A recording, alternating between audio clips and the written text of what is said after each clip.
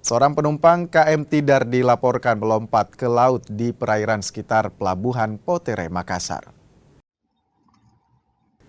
Tim Basarnas langsung diterjunkan untuk melakukan pencarian penumpang KM Tidar dilaporkan melompat ke laut.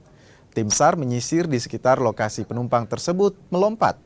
Kasus ini terjadi pada 19 Mei 2025 dini hari. Penumpang yang melompat bernama Erix Edilak. Penumpang tersebut melompat sekitar Pelabuhan Potere dalam pelayaran dari Bau-Bau menuju Pelabuhan Tanjung Perak, Surabaya. Ada pun korban atas nama Erik Dilak, pria dengan usia 41 tahun, diduga loncat dari kapal di tengah laut saat hendak berangkat menuju Surabaya, namun kapal tersebut transit di Pelabuhan Soekarno-Hatta, Makassar.